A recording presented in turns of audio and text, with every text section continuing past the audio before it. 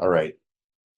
So today we're going to be talking about science and what it can do, what its limitations are, and what it can tell us about the world. And we do have some questions, right? And we look at science as the kind of paradigm for absolute knowledge, but as we know, science is based on induction and empiricism, and so there are certain inherent problems to knowledge derived from science. And it may be the case that we can't quite get to the world as it is, even through scientific observation and theory. And what are the implications of that? And so, first of all, what is science? Well, when we think about science, we're thinking about a systematic method, right, that we can apply to the world to understand natural phenomena. It'll be very difficult to understand supernatural phenomena because they are, by definition, violations of the laws of nature. So here we're looking for regularities, phenomena that are regularities of nature, such that we can catalog and describe them and theorize about them and test our theories. So the first step in the scientific method is to find some natural phenomena that we're interested in, and we observe that phenomena and we describe it. And then we begin to think about it. And as we begin to think about the phenomena, we look at our observations. We say, hey, what might be causing this phenomena? And we develop theories. And these theories are the basis, really the building blocks of science. And these theories are just guesses about what is causing the phenomena to occur. And you can look at science as a guessing game, and that's really what it is. We experience a natural phenomena and we guess about it. And we formulate these guesses into theories. And then, uh, uh, very importantly, we don't just theorize, we actually put our theories to the test. And so we perform experimental tests and we make predictions about what we should see if our theory is true. And on the basis of those tests, we can see if our theory is working, or if it needs to be adjusted, or if we need a new theory.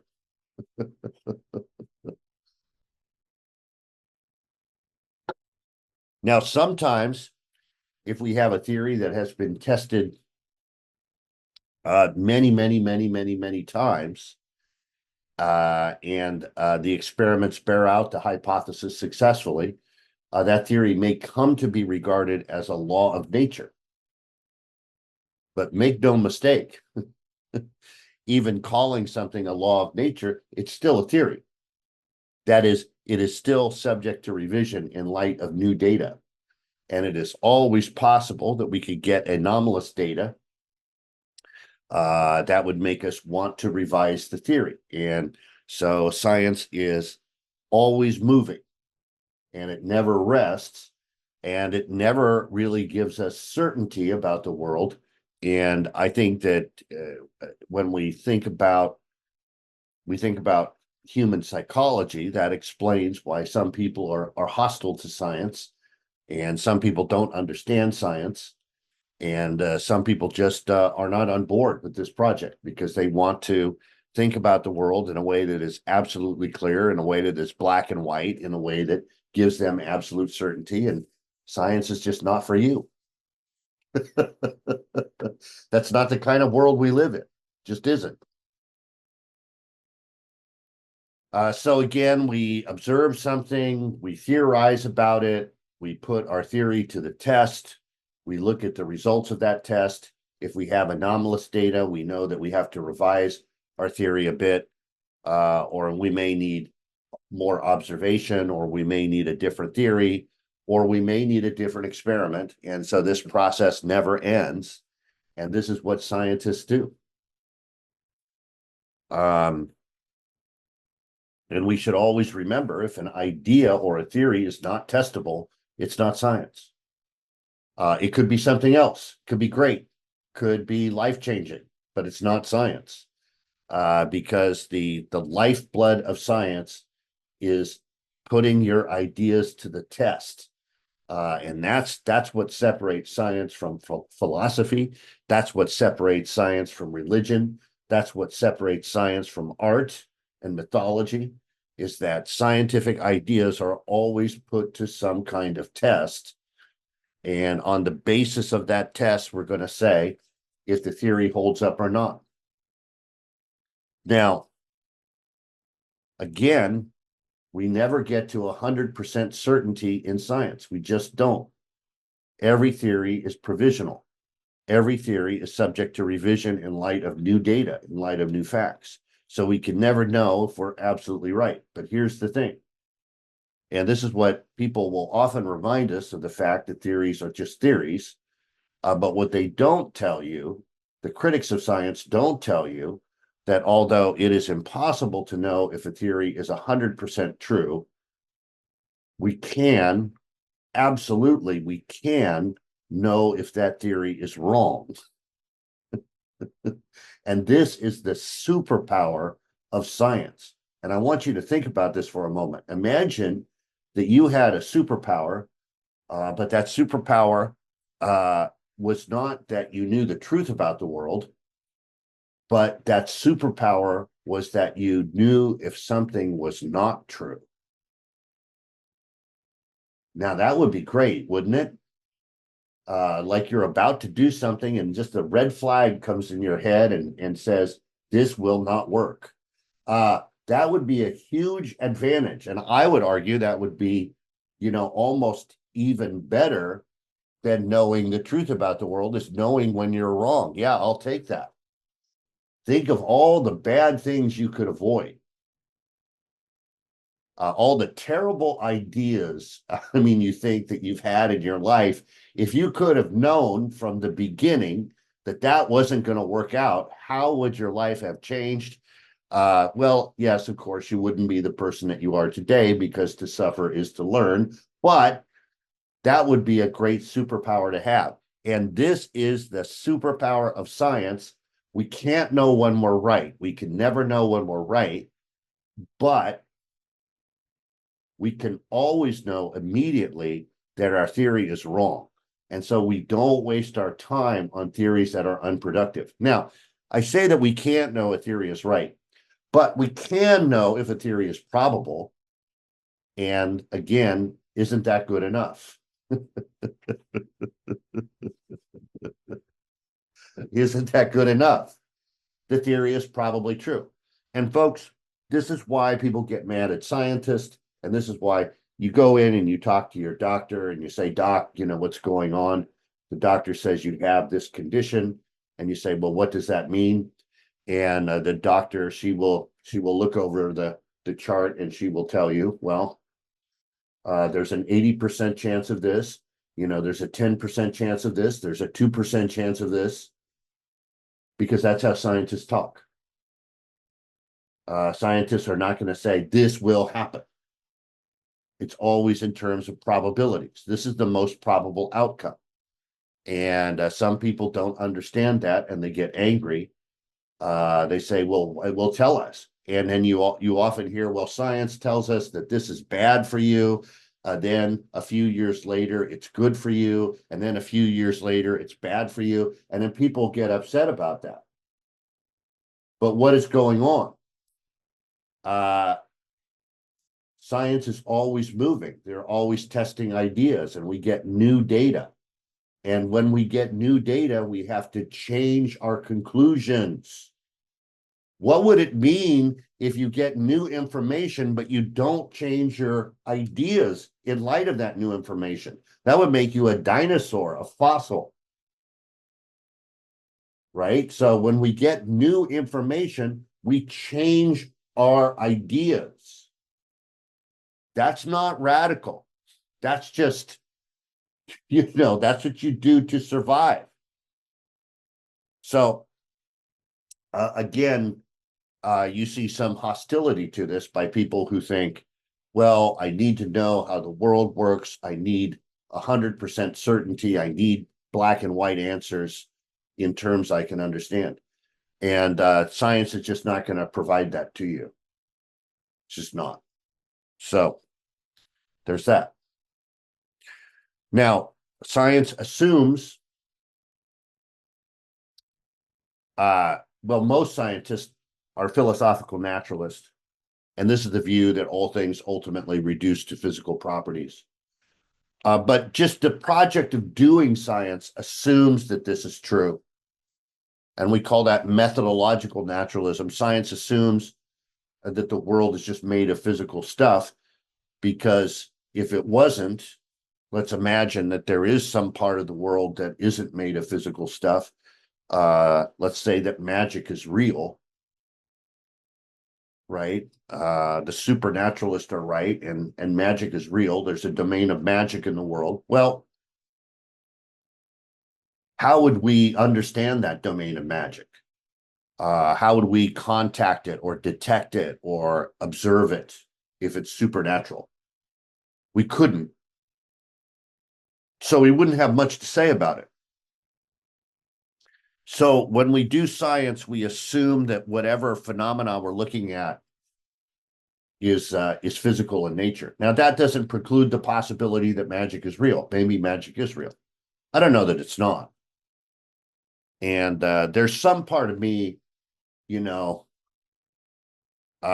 some part of me that would like to go to wizarding school and hang out and learn spells and fight dragons and all of that stuff. I would love to do that.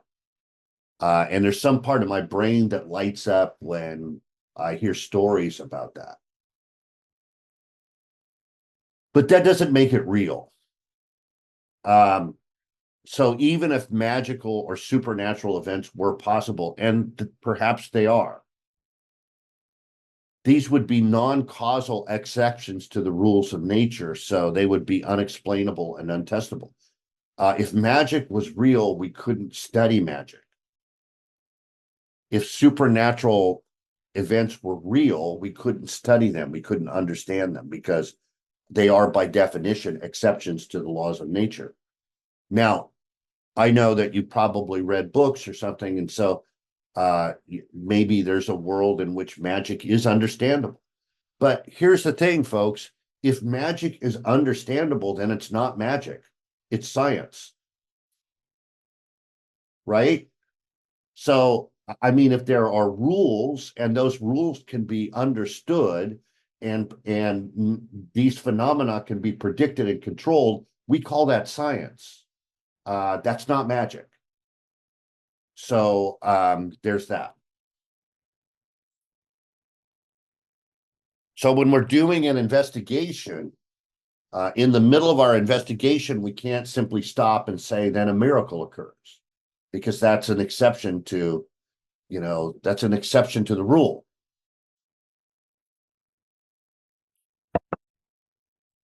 And this, of course, is the attitude that we take in our daily life. We assume that if something goes wrong, that if we get sick or a car breaks down, there's some naturalistic explanation to that.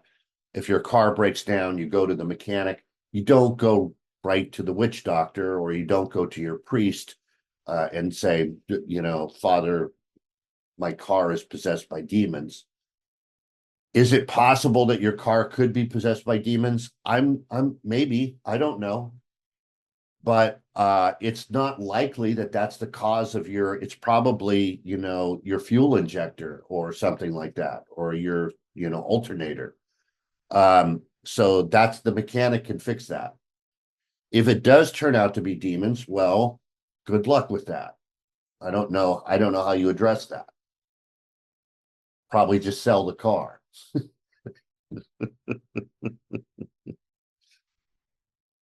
So everyone agrees, and in fact, the science is no competitor. I mean, it just doesn't. It's a remarkably successful method of investigation. And even people who are religious, and even people who are spiritualist or experts in the paranormal, all those people still go to doctors when they get sick, right? They still, so science is very successful. But this creates another problem. When we say science, what exactly do we mean? Yes, we talked about the scientific method, but is there some criteria that we can distinguish between real science and fake science? And this is the problem that Popper addresses in his essay. And we call this the problem of demarcation. How do we limit or how do we distinguish real science from fake science, from pseudoscience?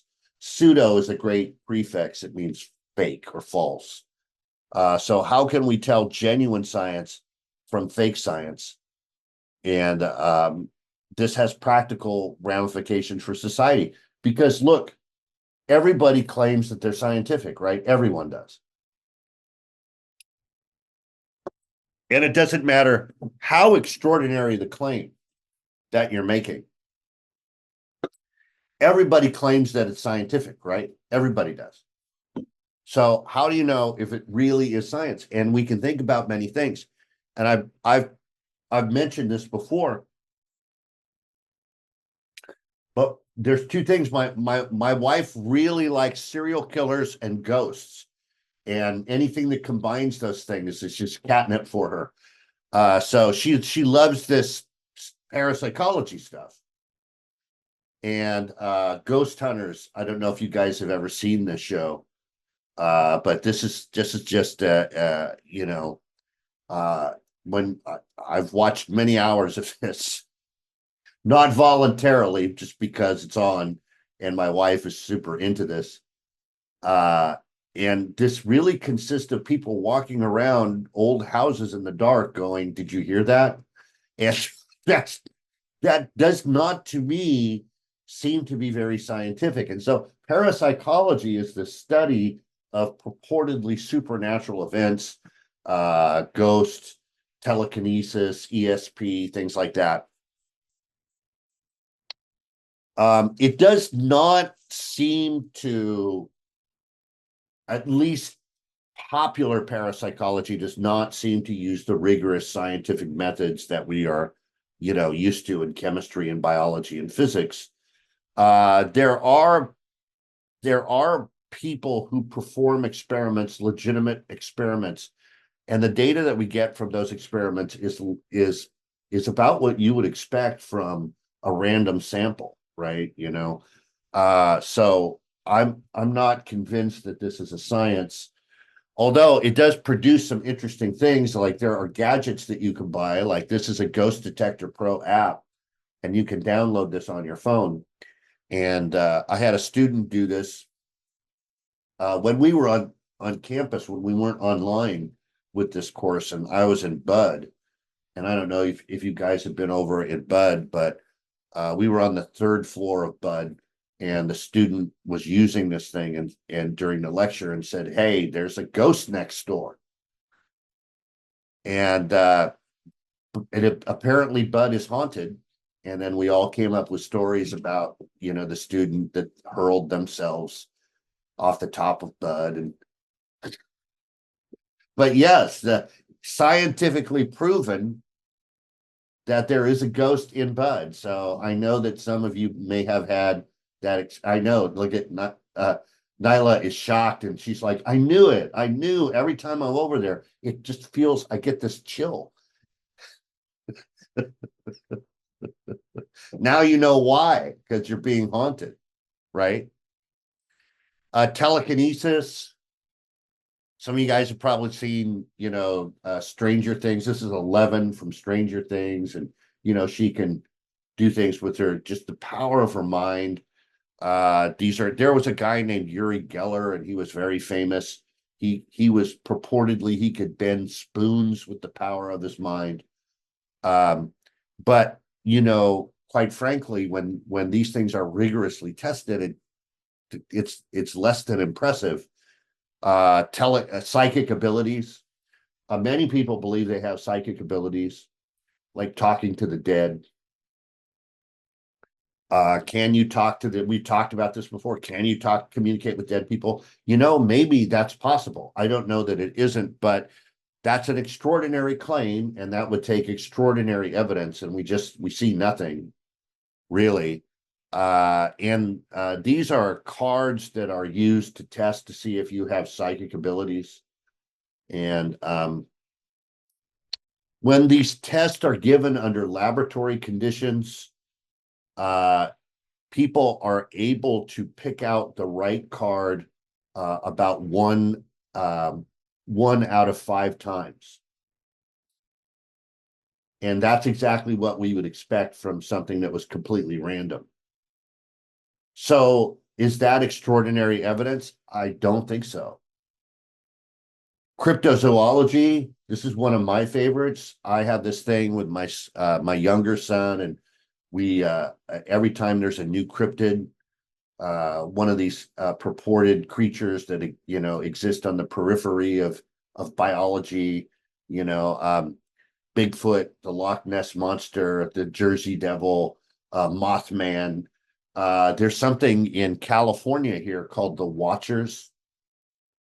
And if you're hiking out in certain places in the wilderness, on the horizon, you can see these mysterious figures that follow you and look straight at you, these dark figures. And yes, Tiana, yes, absolutely. You can look these up, and they're great. And there's a variety of explanations for this effect. It is a real effect.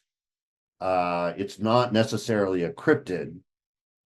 But it is a real effect where these, just and you can look that up, and it's fascinating. I have never seen them, but I have never seen the chupacabra or the Jersey Devil or the Mothman or Bigfoot. And these stories are compelling, and they're great, and they're regional, which is fun because every region of the country has their own story, about their cryptid.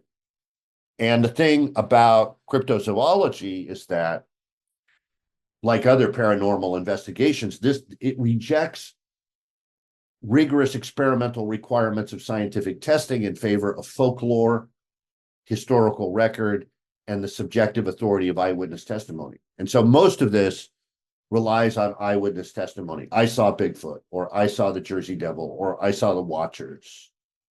And the problem with that is obvious. I mean, subjective eyewitness testimony is notoriously unreliable. And so I'm open to the possibility. It doesn't seem all that plausible that something like Bigfoot could exist, or the Loch Ness monster, without, an entire species of animal exists, but we just can't find it and document it. That just seems implausible to me, but okay. Sometimes you hear special pleading is used, like when the ghost hunters say, well, ghosts don't appear when there are skeptics in the room or something like that. Okay, well, that precludes, I think, that investigation from being scientific. Nutritional supplement, alternative medicine, supplements, nutritional supplements. This is an area that is rife with charlatans. Yes, because a lot of money can be made, and there's almost no government oversight of the claims that are made by the people who are hawking this stuff. And they will often, put molecules and things on the label and say, take this and you'll be, you'll be beautiful, and you'll lose weight, and you'll increase your muscle mass, and all of this stuff. These claims are almost never true. And I mean, they could be true, but they're almost never tested. And so how would we know? And I suspect that most of them are not true, and some of them are just outright fraud. Now, I don't want to name names, but I mean, you think of something like the Goop Lab, and I don't have anything against Gwyneth Paltrow. I think she's a fantastic actor, And, I've seen her in many things and she's very compelling. But one thing I know about her is that she has no scientific background whatsoever, and she's not an expert in anything. And so, do you want Gwyneth Paltrow giving you advice about, what to put in your, places? I don't think I don't think that she is a good guide for that. I don't think that she has the requisite expertise in nutritional science and physiology and medicine. I think she's just selling stuff using her name. And you know, uh, I don't look. I don't want to come off as somebody who's just negative about these things, but there is a word for alternative medicine that works. Do you know what we call that? We call that medicine. I mean, if something works, then it gets into, it's no longer on the fringe, it becomes a mainstream treatment. But of course, look, I know that the arguments that big pharma and all that stuff. Okay, I get all that. I understand. This has real consequences when people say, they talk about, uh, yeah, we have to see these things for what they are. People talk about vaccine safety, and people get really, excited and angry about stuff. And it has real consequences, right? Young Earth creationism. Uh, where did all the fossils come from? Well, the Earth is 6,000 years old, and the fossils were just appeared with the Earth. Okay, I mean, is that a scientific claim? Not really. Um, did dinosaurs coexist with humans? No evidence for that whatsoever, but right, there you go. So, how do we know if something is really science or it's fake science? How do we know? And this is exactly what Popper talks about in his essay. Now, Popper is going to give us 3 examples of ideas that masquerade as science, but aren't science. And he's going to give us an explanation of why they aren't science. And no, he doesn't talk about Gwyneth Paltrow. Doesn't talk about goop. He's going to talk about psychoanalysis, Marxism, and astrology. Now, what do all these things have in common? They're all basic worldviews that claim to be scientific, right? All of these claim to have a scientific basis. And again, let's just start off with this. All of these could be very real. All of these could be true. We don't know. I have no idea if Marxism is true or psychoanalysis is true or astrology is true. But that's not the question. We aren't talking about, is this the way it works? Is this the way the world works? That's not the question. The question is Marxism scientific? Is astrology scientific? Is psychoanalysis scientific? And Popper says, no, they fail as a science, right? So Freudian psychoanalysis was very big when Popper was writing, the 50s and 60s, right? Psychoanalysis is still around. A lot of people still use psychoanalysis, and some people find it very helpful. I want to say that. My wife is a therapist. She does not do psychoanalysis. She does cognitive behavioral therapy, which is a very effective, I think, form of therapy. There's a lot of data to support that. But psychoanalysis has been around a long time, and many people have found it to be very helpful. Just because something is helpful does not necessarily make it a science. Let's be clear about that. So psychoanalysis refers to a type of treatment, a type of therapy, where the patient sees the therapist and then talks about their thoughts, their fantasies, and their dreams.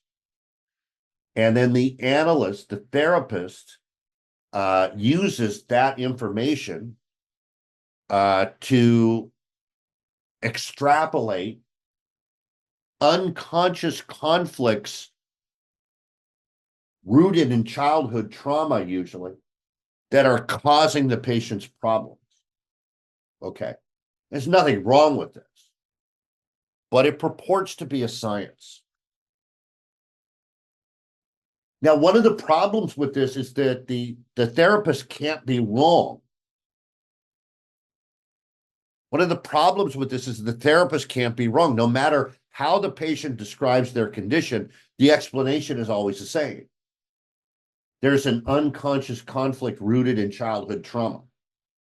Now, you could be depressed, you could be manic, you could be psychotic, all of which you would think would have very different causal explanations and treatment methodologies, right?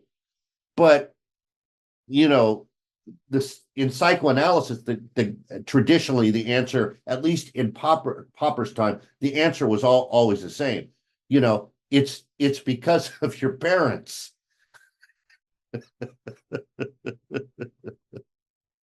It's because of your parents. Okay, maybe that's true, maybe it's not true, but it doesn't, like, how would you know if it was wrong? Which is what Popper says. Like, how would you know if this diagnosis was wrong? How would you test it? And it doesn't seem to be a way to test the theory. And if you think about Freud, and I love Freud, I really do. I love to read Freud. Civilization and its Discontents is one of my favorite books. It's small, it's a great read. But Freud has a theory of mind, right? And Freud sees the mind as being made up of three parts: the id, the ego, and the superego.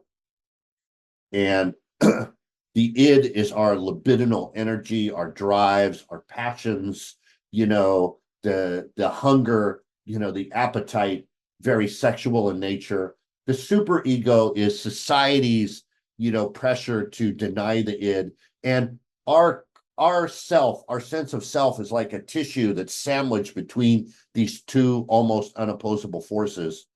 And that is a great picture of the mind. It's beautiful. Is it scientific? No. It's like a myth. Not in the pejorative use of that word, but it's in the myth, like the myth of Gaia, Gaia's womb or something, right? It's a story. It's not rooted in observation. There's no test that you can do it's just a story. And so that's one of the problems with psychoanalysis, is that it's mythic in nature, really, right? Now, Marxism, very similar here. And yes, Marx did explicitly say that Marxism was a science. It was based on observation of the world, and the world worked in a certain way, and that what Marx predicted would inevitably occur as a result of physical, mechanical forces in the world. So Marxism views human history as a struggle between social classes. Capitalist society causes an economic minority to dominate and exploit the economic majority, the proletariat, by the way in which unpaid labor is extracted from the working class. Now, this creates an inevitable tension between the classes, and inevitably it creates class warfare. This tension will produce a worldwide revolution in which communism, a form of a never yet attempted form of government in which there is no private property, in which everything that is produced is distributed on the basis of need, will prevail. Inevitably, it will prevail. That's not something we wish for. That's something that is absolutely true. Now, the problem, of course, and again, I'm very fond of Marx. Marx is a great intellect. and I've read Marx extensively, and he never fails to just blow me away with his incredible insight into economics and politics. But Marxists do not accept the failure of actual communist states as counter evidence to their belief. You would think, since every communist regime has failed utterly and completely and introduced some of the most despotic conditions in human history, that the Marxist would say maybe the theory needs to be revised. But when confronted with this fact, Marxists will say things like, that's not true communism, or in the future, at some undisclosed point, communism will prevail. Folks, that's not looking at the data and coming to a conclusion. That's finding a conclusion and then holding on to that conclusion despite data that undermines it.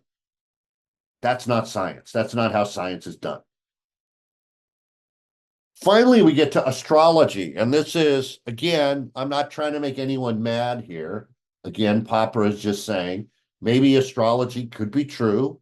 Maybe the planets do have something to do with our personalities and what is going on. I don't know that they don't. But all that Popper is saying here is that there's no way astrology is a science. So astrology generally is a group of beliefs which hold that the relative positions of the planets can influence human affairs. A common assumption of astrologers is that celestial placements can aid in predicting future events. And so, in fact, this is so specific that you can go online, depending on your birth sign, and find an astrological forecast that is specifically tailored for you. Okay, well, let's see how this works.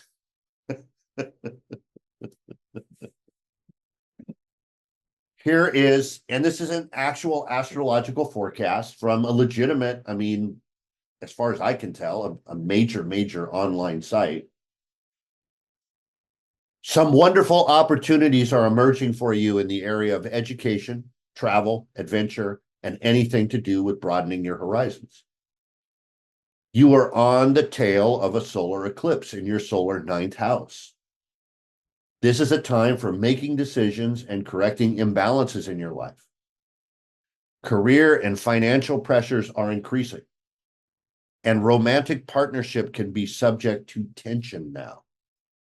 Your ambitions run high, but goals may require more time to achieve. Be patient and look for ways to improve the projects you already have rather than taking on something brand new. Okay, great. How do they know me so well? In fact, is there any person who wouldn't see some validity in this forecast? Is there anyone who is not feeling career and financial pressures? Is there anyone who does not experience romantic tension in their relationships? Is there anyone who does not have some degree of ambition and finds those ambitions frustrated? So here, the problem is that this prediction fits anybody. This forecast is so vague that it is meaningless. It could apply nearly to anyone's situation.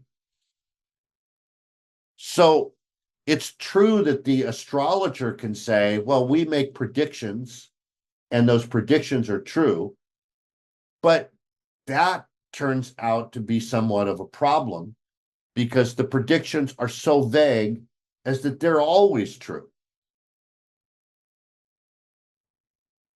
Popper says this is a problem. Also, when we think about it, there's no clear explanation of what astrological forces would entail.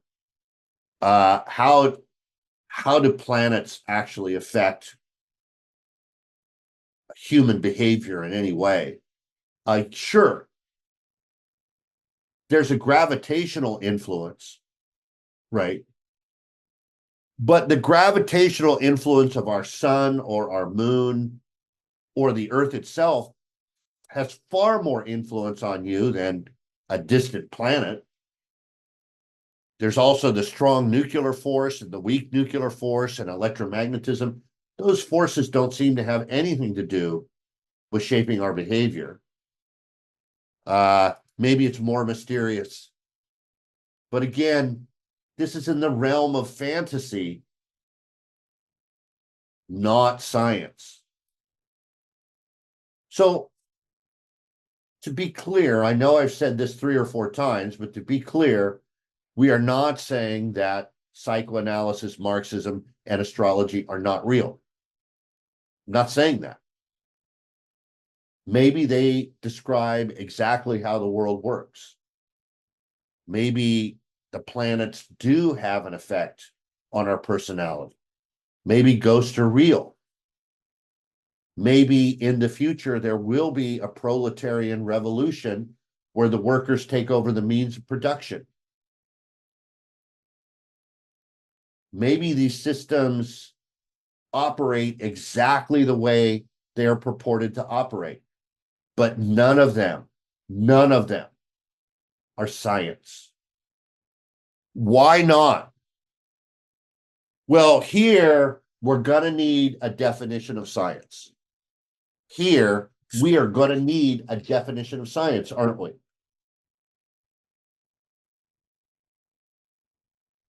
In order to answer this question, we're going to need a definition of science. Now, Popper is going to give us one. But before he gets to the one he prefers, he's going to give us, I think, 4 that don't work.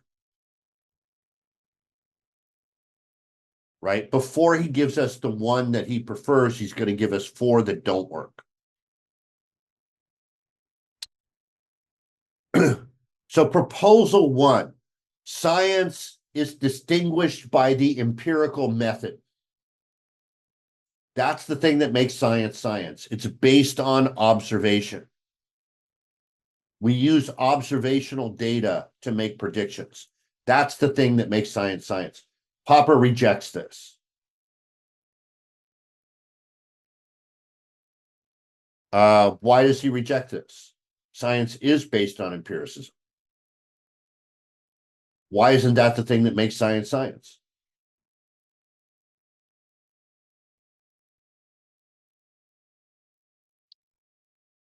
Well,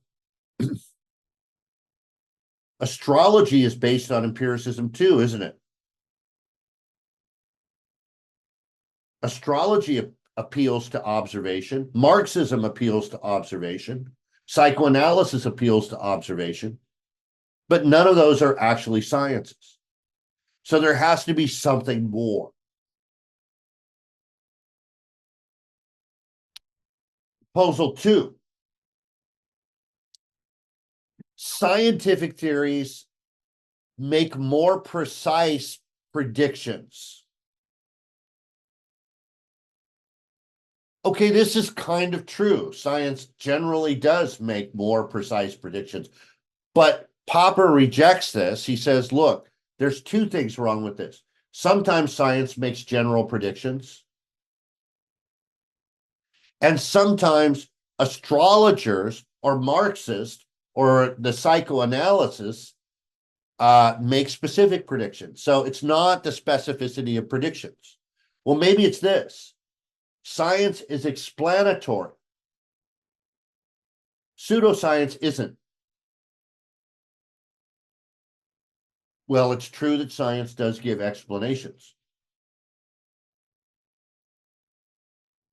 But Das Kapital by Marx is 4 volumes.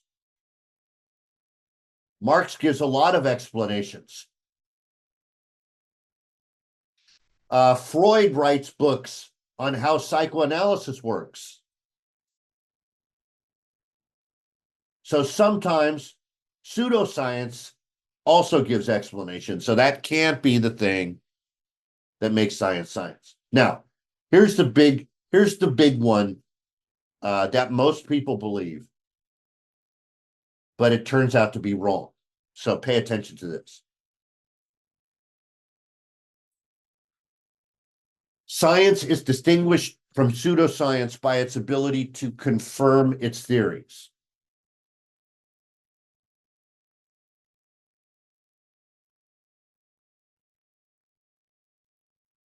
Science is science because scientists can confirm their theories. That is, they test their theories and they can tell if their theories are true. Popper says that's wrong. I want you to think about why that might be wrong.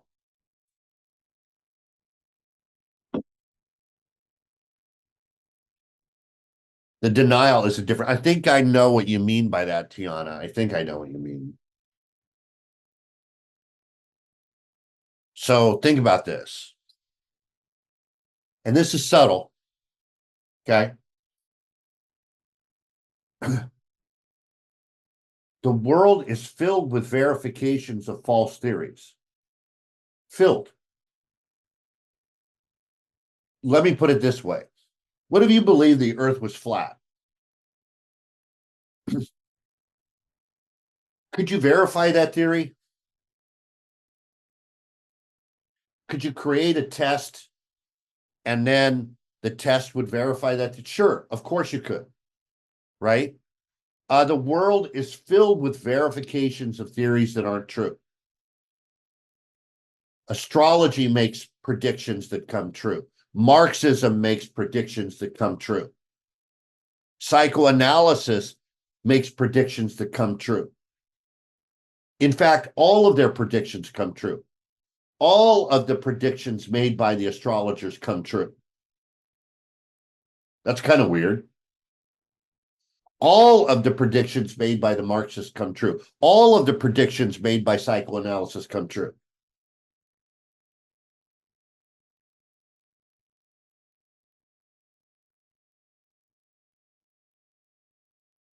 That's kind of weird. Maybe they're not making the right type of predictions. Right? So here's the thing. Science, Popper says that real science, okay, Tiana says science's ability to critique itself and the fluidity to change the hypothesis of what sets it apart. Good. It can accept its incorrectness, and yes, and we'll get to that. Yes, very good. So science should make risky predictions. That is, predictions that aren't obvious. And then even if scientists are making risky predictions, think about it. How many confirmations of a theory would be needed to prove that the theory was right? How many confirmations? So let's put this into action. Let's put this into action. Here's my theory. All swans are white. How would we test that theory?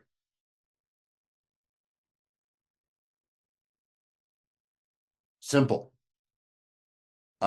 We'd go out and look for swans, right? How many white swans would we need to see before we could say our theory was true?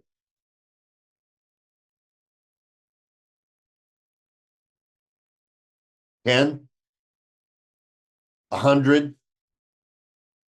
10,000? Yeah, Tiana, an infinite number of swans. Why? We would need to see every swan. Can we see every swan? Can we see all the swans that existed in the past? Can we see all the swans that will exist in the... No, we can't. When will we know if our theory is true? On the basis of experimentation. When will we know our theory is true?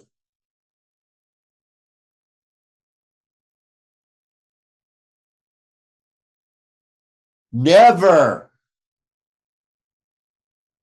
We will never know if the theory is true because we can't see every swan. Now, Tiana, you said something interesting here.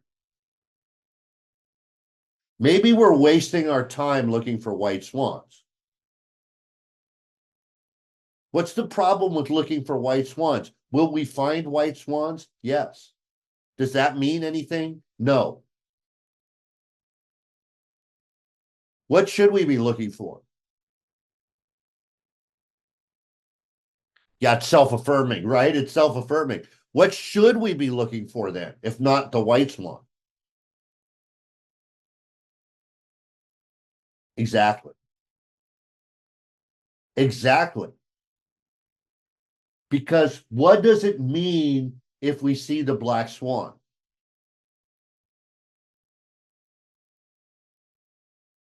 What does that mean to our theory?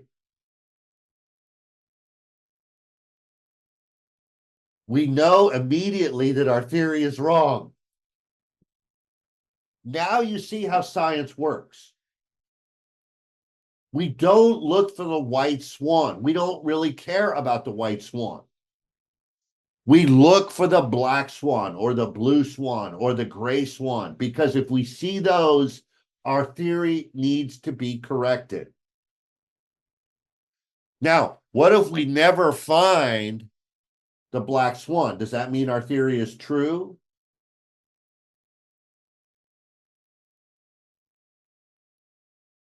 What if we never find a different color swan? Does that mean our theory is true?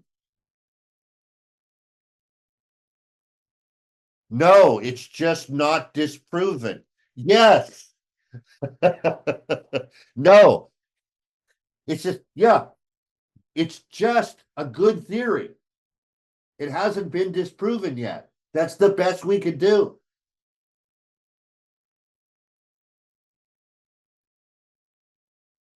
But when we see the black swan, we know something is wrong with the theory all right away. So this gives us the criteria we're looking for. Falsifiability. Popper says a scientific theory must be falsifiable. Okay. Every theory forbids certain things to happen. Okay. Let me explain this. All swans are white. That's my theory. What does it forbid? What does it say will not happen? Yes, my theory forbids the existence of other colored swans. So what what evidence will I look for to disprove the theory? The other colored swan, right? The black swan. Sorry. So every scientific theory forbids certain things to happen. So we know what evidence to look for. So the criteria is refutability, is testability, is falsifiability. A theory must be falsifiable. There must be something that we could see that would immediately refute the theory.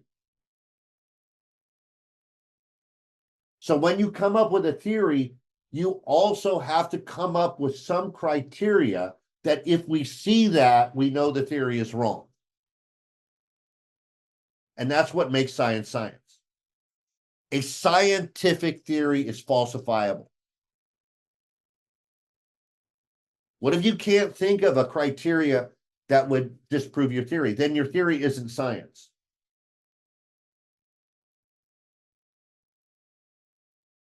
What would disprove Marxism?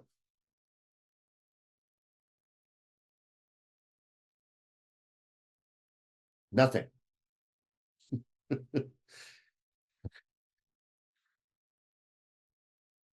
Oh, yeah, of course, yes. And this is something that we will talk about, falsifiability and religious claims.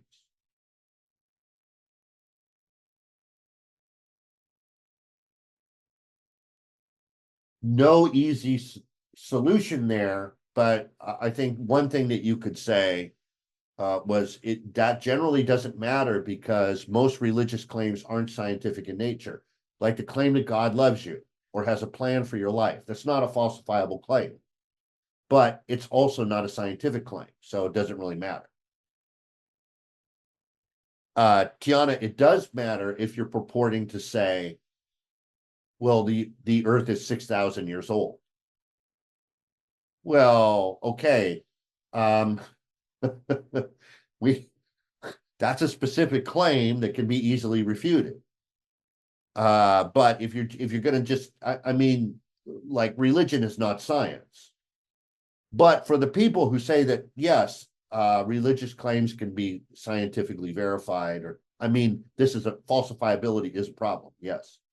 But I mean, let's be real. For most religious people, that doesn't matter. I mean, it shouldn't matter because they're brought to faith by reasons other than scientific validity, right?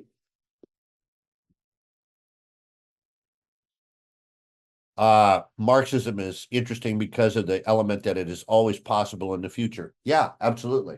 So just because every purported communist regime has failed doesn't mean that one won't be successful in the future. We just don't know. Yeah. Okay, that could be true. Not, I don't know that it's not true. It's just not scientific. Yeah.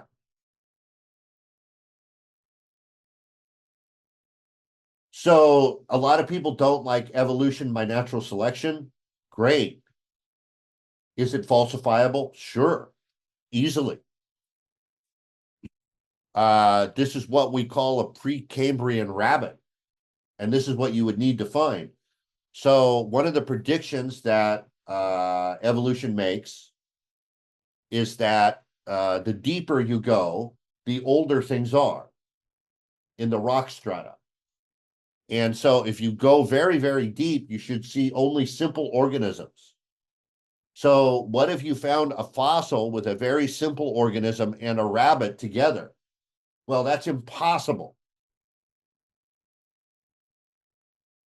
The theory says it's impossible. So if you found this, it would be definitive proof that something was wrong with the theory.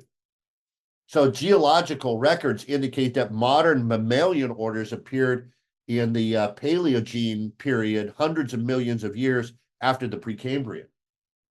So while a rabbit fossil in the Precambrian strata would not overthrow the theory of evolution overnight, it would indicate serious problems with the theory, or at least with our understanding of the evolutionary process, such that it would have to be revised. So this is all you have to do if you're uncomfortable with evolution, is just find this fossil. Good luck.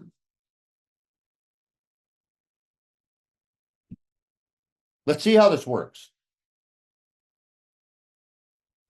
You may recognize this guy, Einstein. Pretty smart dude.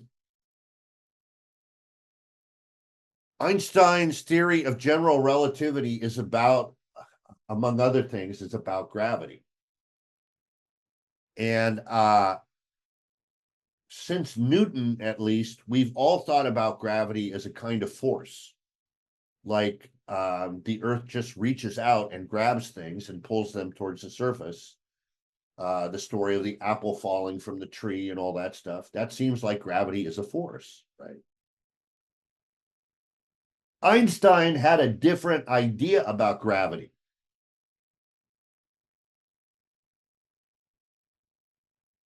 Einstein conceived of gravity as a distortion in a field of space-time. And you can think of this very simply as what would happen if you put a bowling ball on a trampoline? Well, the surface of the trampoline would warp. And what would happen if you took a smaller ball, like a tennis ball, and rolled it onto the surface of the trampoline? Well, because the surface of the trampoline is warped by the bowling ball, the tennis ball would be captured by the gravitational field or distortion created by the bowling ball and it would find the path of least resistance and be drawn into orbit around the bowling ball. And this is exactly what would happen if you did this on a trampoline. So if you think of space-time as a kind of field, like the surface of a trampoline, and you admit that a large gravitational object like a sun could warp that field of space-time, you could see that anything traveling through that or near that body would bend around that body. Okay. Einstein's theory predicts that light itself is subject to this effect. That a beam of light, when traveling close to a large gravitational object like a star, will bend. That's crazy prediction, isn't it? I mean, you could think all day, you could just think about these things. You never come up with that conclusion, like a beam of light could be bent around a star. That's a crazy, risky prediction, right? So Einstein introduced this theory in 1915. But there was no data to support this theory, right? The theory again predicts that stars with light rays that pass near the sun would appear to be shifted because their light had been curved by its gravitational field. So if you were looking at a star, the light from that star, when it traveled next to our sun, would be bent, and so the star would seem to be in a different position than it actually is. Okay, that's a prediction. Well, during a solar eclipse,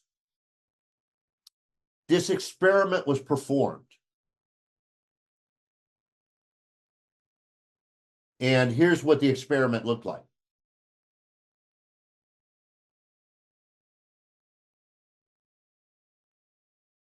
There was a star that was behind our sun. Observers on Earth couldn't see that star or shouldn't be able to see that star. Why? Because it's behind the sun.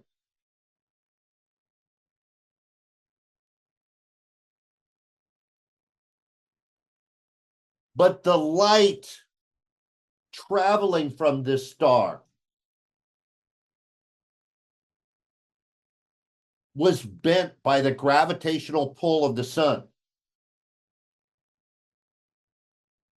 And because that beam of light was bent,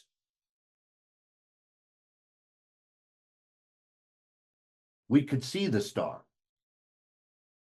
We could see the star in a position where it could not possibly be. The only explanation was, I know, it's a little, okay. So you've got a star, it's behind the sun. There's no way we could see that star from the Earth because the sun is in the way. If Einstein's theory were true, then the light emitted from that star would bend around the sun. And then we would be able to see the star. Like it would be over, we would see it over here. It's not actually over here, it's over here. But because the light is bent, we see it in a place it shouldn't be.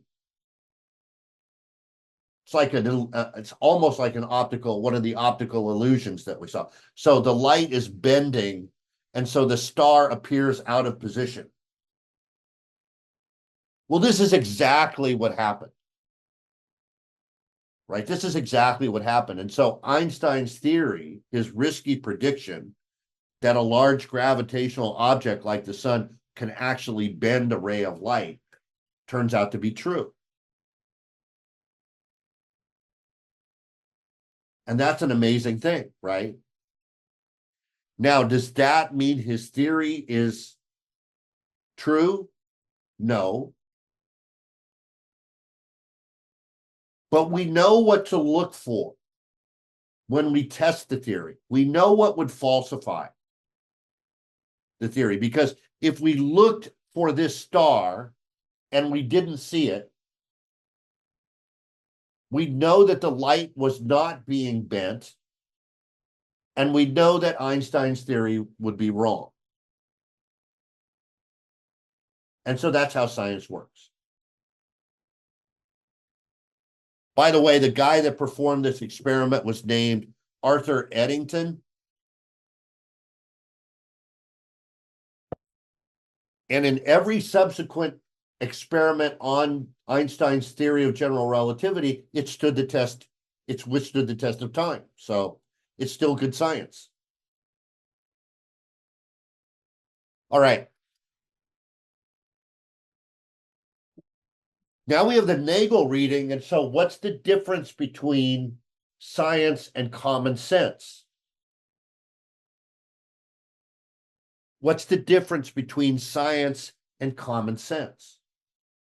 And here Nagel wants to say that common sense is overrated.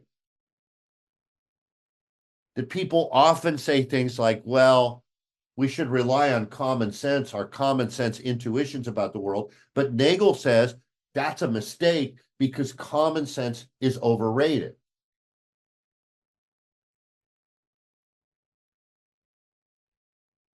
Common sense is overrated because it has no consistent structure to it. It is entirely subjective, and it is subject to all manner of cognitive bias. And so what appears true for us is rooted in our understanding of the world and our experience. And of course, that's no guarantee that something is right. So our common sense understanding of the world is very limited in application. Further, Nagel says that those espousing common sense explanations are often not aware of their limit to explain things. You can't really understand a phenomenon unless you understand the underlying reasons of that phenomena. And common sense explanations don't understand why things happen. If you don't understand why something is happening, how can you say you understand it? And that's a real limitation of common sense. Think about this. At some point in medieval history, farmers figured out that manure could make the crops grow better. But they didn't understand why. Can you see how that would be a problem? Like you're just putting manure over everything. How does it work? We don't know. It just works. Well, if you don't understand the nitrogen cycle and how fertilizer works and the role of potassium and potash and all of that stuff, you don't understand how plants grow, there's a real limitation to what you can do with the knowledge that cow poop is good for plants, right?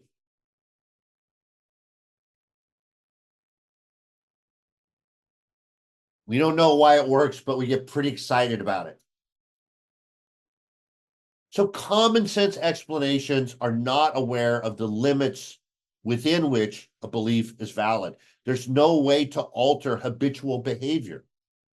You just keep doing something over and over and over with no understanding of how it works.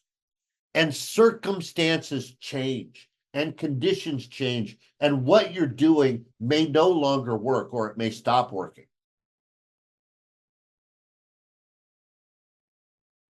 And if you think about things like human sacrifice, And you ever wonder, like, why do people do this?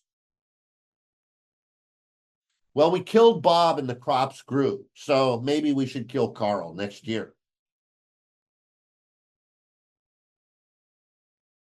Well, you have no way to change your habitual approaches to things because you don't revise those approaches in light of new evidence because you don't understand the phenomenon.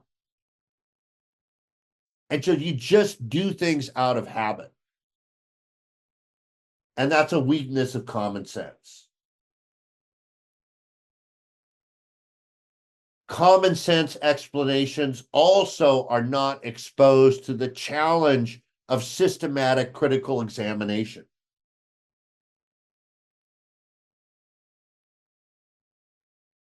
The best way to do something is to try different approaches and then see what works best. But again, this is very difficult to do if you don't have a fundamental understanding of the phenomena you're trying to control.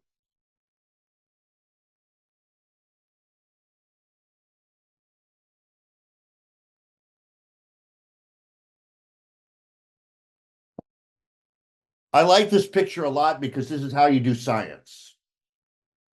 You have a controlled experiment, more flour, all granulated sugar, all brown sugar, melted butter, baking soda, baking powder, both. Eventually, you're going to find what works best. That's why I hate baking, because baking is a science. It's an art, but it's also a science, right? It's just chemistry is all it is. But it turns out chemistry is hard.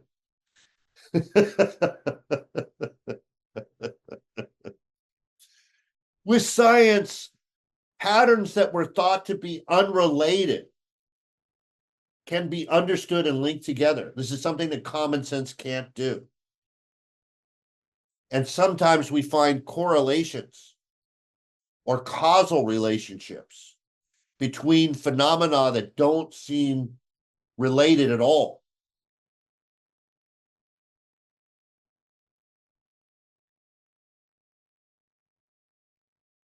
For example, science has now shown unequivocally that smoking causes lung cancer. How could common sense ever lead us to this conclusion? People once believed that smoking was good for you. It made you feel good, gave you a little boost of energy, that nicotine. As that nicotine was absorbed into the blood, you got a little bump from that, a little high. Well, how would you put together the fact that, that could cause lung cancer? Couldn't. So the desire for explanations which are once systematic and controllable by factual evidence, that's what generates science. And this can only be achieved by isolating certain properties in the subject and finding repeatable patterns of dependence in which these properties stand to one another. That's how you do it. That's how you do it. All right. All right. Now I promise you, when we meet, science feels like common sense. And in hindsight, it does, because you see the connections, but you couldn't see the connections before. Right? You couldn't see the connections before. That's the problem. Yeah. And so, uh, who would think that cholera and dysentery could be caused by contaminated water? Right? So you'd have to, medieval people thought that the plague was caused by, bad smells. Common sense, right? Bad smells make us feel bad. And so if you just cover your nose, then you're not going to get the plague, right? Or you stuff flowers in your nose, right? Uh, it's easy to laugh at that, but without a systematic analysis of and understanding of why something happens and finding repeatable patterns without any preconceived ideas, you know, you're not going to get very far.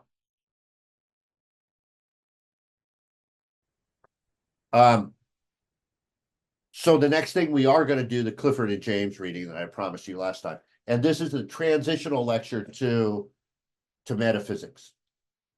And we will be talking about the role of faith. And Clifford and James, Clifford saying that we should not believe anything without sufficient evidence, and James saying, hey, if that's our